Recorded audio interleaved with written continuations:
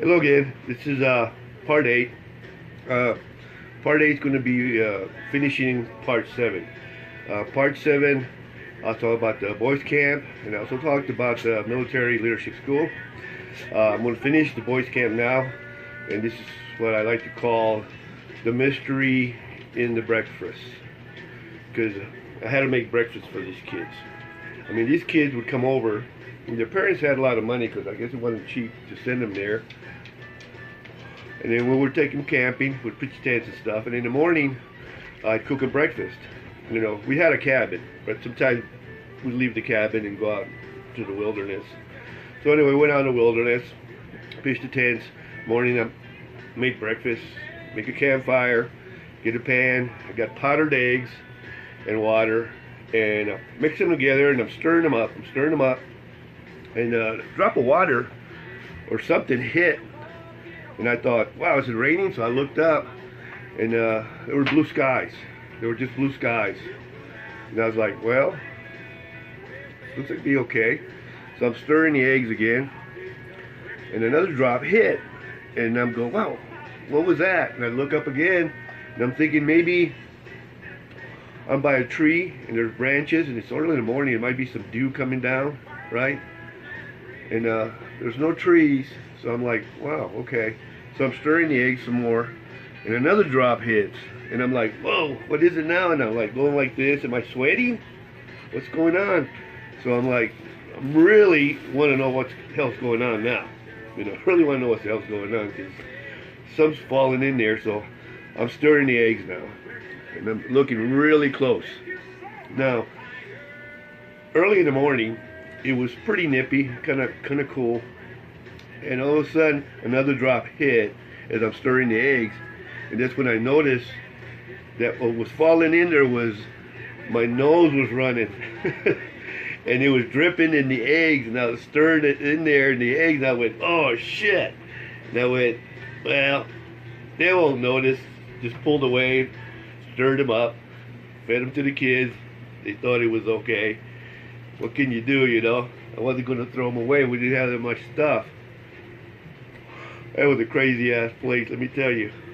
Something I didn't tell you before was the first day we got there, the very first day, they gave us this cabin, they gave us these kids, and after we put the kids to bed, told them to go to bed, I heard a knocking at my door, and this guy was there, one of the counselors. That's what we were, counselors. And he looked at me and said, come with me.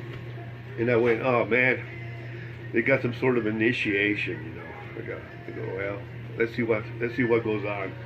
So I followed him, and we went to where the showers were at, which is a really big area where the showers are at. And when I walked in there was a bunch of people. There were, all the counselors were there, right? And I looked, and they were rolling joints and smoking and getting high. I was like, whoa.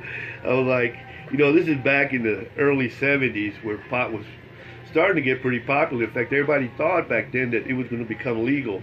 And I know it's shocking. You would never guess it. But when I was young, I did smoke some pot.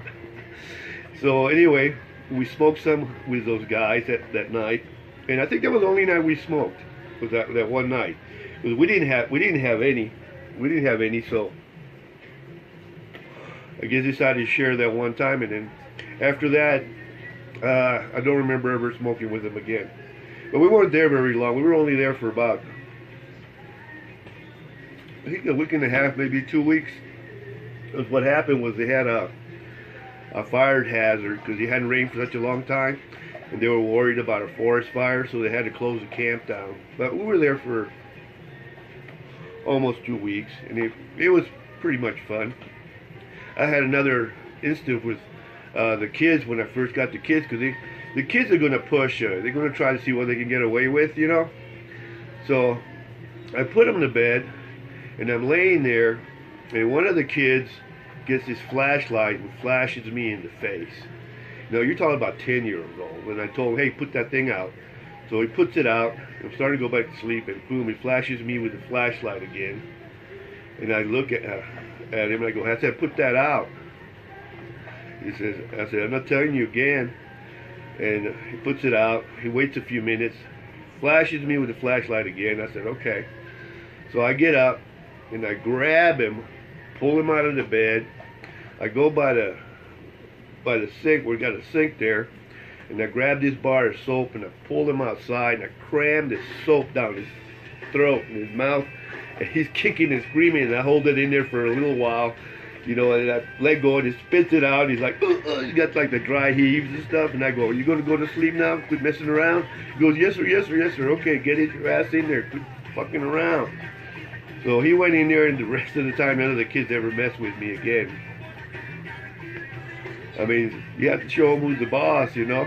But I treated the kids really good after that, because it's the same kids I told that scary story I mentioned earlier. The one thing I did notice, because I was there 2 weeks, because the first week I had the rich kids, right? And the second week, I had another batch of kids, and there were some Mexican American kids. And the difference between the two is like day and night. And I don't think it was because they were white and they were Mexican American. I think the difference was the first batch were kind of privileged. You know, their parents had a lot of money and stuff, and I guess they took care of them and everything. And the other ones, the church paid for them. You know, they were kind of like me when I was growing up. They were kids from the street, and the difference was amazing. Like for example, when we went camping with the kids that parents paid for, they didn't know how to pitch a tent. They didn't even want to try to pitch a tent. I had to help every one of them. Every one of them I had to help pitch a tent, so they couldn't pitch their own tent. On the other hand, these other guys, the poor kids, you gave them the tent and they were really excited. They didn't want to do it themselves. And they went out there, and I don't think I helped a single one of them. I just went and made sure they put them up together, and they all put them up together really good. It was a huge difference. And the attitudes were way different too. We also played basketball. And when I had the poor kids, you know, we played against some of the rich kids, and they gave them a severe whipping in basketball. I mean, the difference between the two, I don't know what the rich kids did for fun, but basketball was not it. Because I'm talking, it was a massacre from hell. You know, we played to 50 points, and I think the score was 50-4 or some ridiculous amount. But that was insane. But I was there for, like I said, 2 weeks, and then they closed it down. Then me and my friend hitchhiked back to El Paso. We went from Cloudcroft back to El Paso, and it was about a little over 100 miles that we hitchhiked. So it was a pretty good adventure, I must say. And when we got to El Paso, we decided to go toward Monahans. We lived in El Paso, had to go to Monahans and Pecos, and we were just gonna hitchhike, you know, just get odd jobs for a while. And I'll talk some more about our hitchhiking adventures later, but for now, this is going to be it on this particular subject. Thanks for watching. It's the end of the first quarter. Second quarter, I'll do maybe today, maybe tomorrow, about being in the military, and finish up the story about the leadership school. Catch you later. Have a good one.